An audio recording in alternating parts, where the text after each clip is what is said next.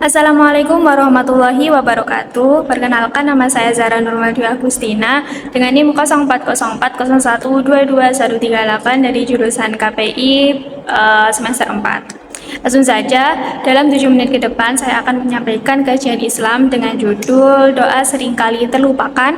Kajian ini bersumber dari buku PDF dengan judul Iman, Inspirasi Iman Sepanjang Masa dengan halaman 59. Dalam seluruh kisah hidup kita adalah sekumpulan hamba yang lemah dan fakir.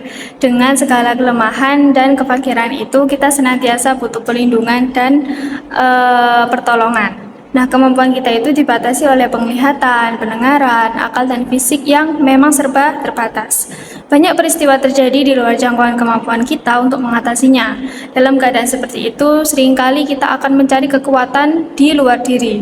Tak jarang ada di antara kita yang putus asa mencari kekuatan penolong dengan cara-cara yang tidak diajarkan oleh agama.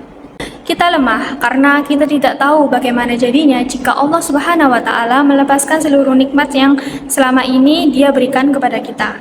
Jika saja Allah mencabut nikmat kesehatan dan kesadaran berpikir dari diri ini, dan jika Allah mencabut satu persatu fungsi tubuh kita, jika Allah mencabut satu demi satu nikmat-nikmat penunjang kehidupan ini, udara, cahaya, air, dan yang lainnya, dan yang sungguh mengerikan, seperti apa hidup ini jika Allah mencabut nikmat hidayah dari hati kita yang lemah ini.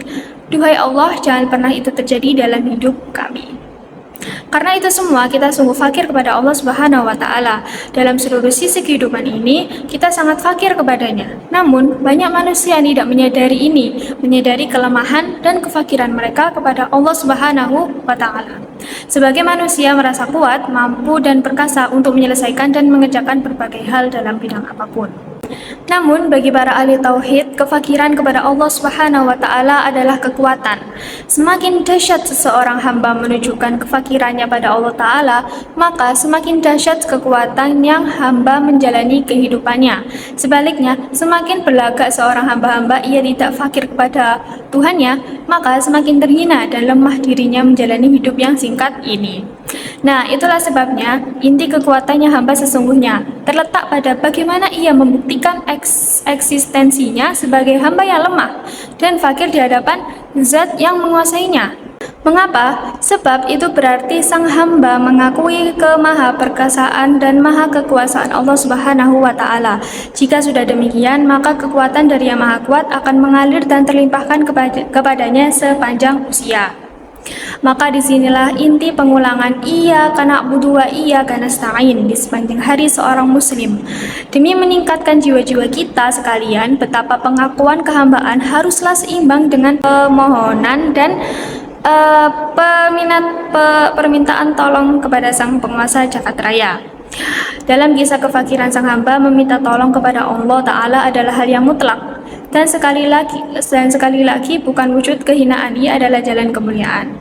Antumul fuqara'u ilallah, kalian yang fakir kepada Allah. Demikian kata Allah Subhanahu wa Ta'ala dalam firman-Nya. Sudahkah kita membuktikan bahwa kita mengakui kefakiran kita kepadanya? Sekali lagi, satu-satunya jalan untuk mendapatkan pertolongan ini, inayah dan taufiknya, hanyalah dengan merendah serendah-rendahnya dan menghinakan dari sehina-hinanya di hadapan Allah Subhanahu wa Ta'ala. Baiklah, mungkin kita akan mengawali pembuktian itu secara sederhana saja. Ya, sangat sederhana sehingga kita seringkali melalaikan dan meremehkannya. Sudahkah kalian berdoa hari ini? Allah Subhanahu wa Ta'ala berfirman, "Berdoalah kepadaku, niscaya akan aku perkenalkan bagimu. Sesungguhnya orang-orang yang menyambungkan diri dari penyembahku akan masuk neraka jahanam dalam keadaan hina dina." Pernahkah di suatu pagi saat kalian itu tergesa-gesa ke kampus dan tiba-tiba kendaraan kalian itu meletus?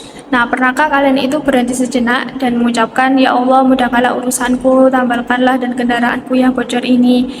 Nah, ada lagi nih contohnya. Pernahkah di suatu sore ketika tiba-tiba ada adik Anda yang demam, lalu kalian memohon dengan khusyuk, "Ya Allah, Zat yang Maha menyembuhkan, sembuhkanlah adikku ini," seperti itu. Nah, benar sekali, dalam hal-hal yang remeh seperti ini kita sering lupa untuk berdoa dan meminta kepada Allah Subhanahu wa Ta'ala.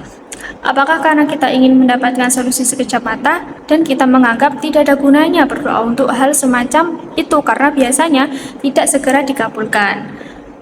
Wal iyadzu billah, sesungguhnya kelihatan begitu halus, tapi cara pandang seperti ini bukanlah sering menjadi akidah kita terhadap doa. Wallahul musta'an, padahal Allah berfirman, Allah pencipta langit dan bumi, dan bila dia berkehendak untuk menciptakan sesuatu, maka cukupkanlah dia hanya mengatakan kepadanya, jadilah. Lalu jadilah ia. Nah, ada juga dalam firman-Nya, dan apabila hamba-hambaku bertanya kepadaku tentang aku, maka jawablah bahwasanya aku adalah dekat. Aku mengabulkan permohonan orang yang berdoa apabila ia memohon kepadaku. Maka hendaklah mereka memenuhi segala perintah dan hendaklah mereka beriman kepadaku agar mereka selalu berada dalam kebenaran. Dalam surat Al-Baqarah ayat 186. Ada sebuah kisah yaitu Ibnu Rajab Al-Hanbali dalam Jul Al-Ulum wal Al-Hikam pernah mengisahkan bahwa seorang ulama dahulu bahkan berdoa dan memohon kepada Allah Subhanahu wa taala saat tali sendalnya putus agar Allah Subhanahu wa taala berkenaan menyambungnya tali sandal itu. Bukankah itu begitu remeh? Tapi bagi para ulama kita dahulu, pengabulan doa itu mungkin menepati urutan kesekian. Sebab prioritas utama mereka dalam kondisi semacam ini adalah bagaimana membuktikan tauhid mereka kepada Allah Subhanahu wa taala, bahwa jiwa dan raga mereka sepenuhnya bersandar penuh kefakiran pada Allah Rabbul Alamin setiap waktu dan tempat. Ya, dan hanya itu mereka bisa terobsesi dari setiap doa mereka.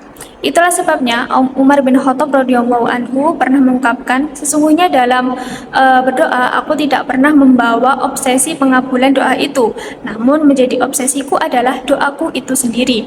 Subhanallah, beliau itu nggak peduli apa doa itu yang segera dikabulkan di dunia ini atau tidak, karena yang penting ia saat memanjatkan doa sekecil apapun itu, ia telah membuktikan penghambaan dan kefakirannya di hadapan Allah Subhanahu wa taala. Bukankah doa itu sendiri adalah sebuah hal ibadah? Ketika kita bertawakal kepada Allah Subhanahu wa taala atas suatu urusan, maka sesungguhnya kekuatan Allah lah yang bekerja, karena dengan bertawakal kepadanya berarti kita melibatkan Allah Subhanahu wa taala dalam urusan kita. Kita mengharapkan pertolongannya agar urusan kita berhasil dengan baik, dan sungguh Allah Subhanahu wa taala tidak akan menyia-nyiakan usaha dan tawakal hambanya. Allah Maha Kuasa untuk memberikan apa yang kita harapkan. Tidak ada yang sulit bagi Allah selaginya mudah baginya. Karena itu, apapun urusan kita, sekecil dan seremeh apapun urusan itu, lakukan usaha terbaik, berkuat dengan doa dan amal solih. Selebihnya pasrahkan diri kita secara total kepada Allah Subhanahu wa taala. Insya Allah, kekuatan Allah lah yang akan bekerja. Dan jika Allah telah turun tangan memberikan pertolongannya kepada kita, apapun urusan kita akan insya Allah akan berhasil dan berberkah. Nah, begitulah teman-teman. Sudahkah kita berdoa? Sekian dari ceramah kami, mohon maaf bila ada kesalahan kata. Wassalamualaikum warahmatullahi wabarakatuh.